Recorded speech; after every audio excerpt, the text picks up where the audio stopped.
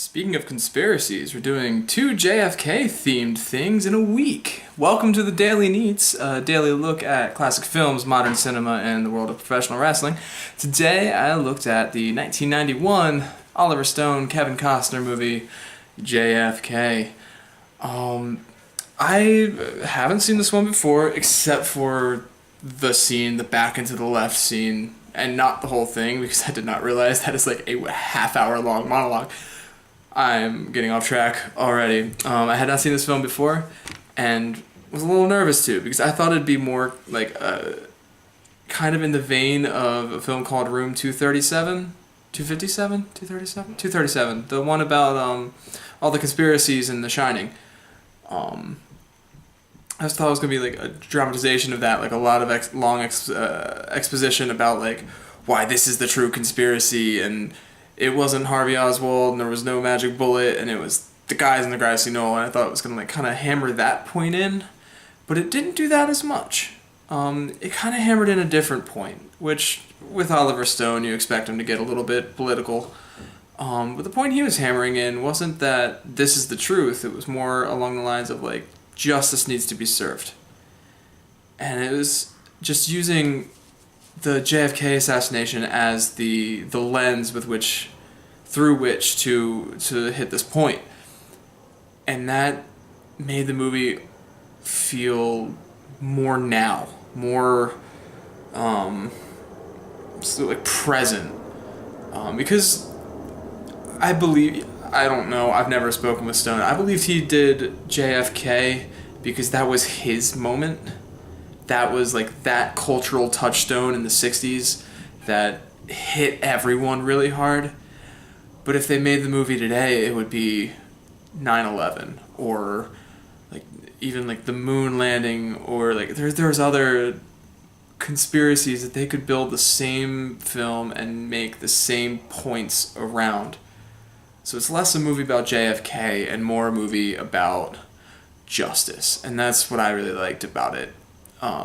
Also, Kevin Costner is a tank. At the end of the film, the court scene, he talks like unbroken for a good 20 minutes, I think, and like just hits every single point of the day according to the conspiracy theory, and then he just goes on about justice and how we, the American people, deserve the right to know what our government does. We pay for it. It's our taxpayer dollars that go towards these government actions, and yet we're not allowed to know about them. And that sounds an awful lot like Snowden and the NSA, right? I mean, he believed that the American people had a right to know that we were being spied on, or are being spied on, and I probably just put myself on a few lists saying that on camera. But, I mean, that's Luna agrees, she's worried about conspiracies down here. But like that's what the movie's about. It's not about JFK, and it says like this is what probably happened, and maybe the points the movie makes are very good, although probably fabricated. I haven't done enough research because I can't read the Warren Commission. I don't have time. It's long.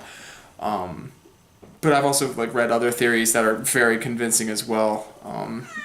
You know what? I'm gonna give a little bit of homework because this is a movie about I'm talking about JFK. Might as well go into conspiracy theories a little bit. Let's get a little bit weird. It's late for me right now, and I'm feeling it. The conspiracy theory I read, and you can research this. There's a book written about it, and I can't remember the name of the book, but and it's kind of like anticlimactic. But the theory is that Oswald was in the suppository, the book place, and he fired a shot or two. And when he fired the shot, the motorcade sped up because we're getting shot at, including the car behind the president, in which I think he was hanging on the side from the picture that I can remember. There was a Secret Service agent. Wow, I'm tired. Secret Service agent on that car and holding his gun, and when the car sped up, his arm went up.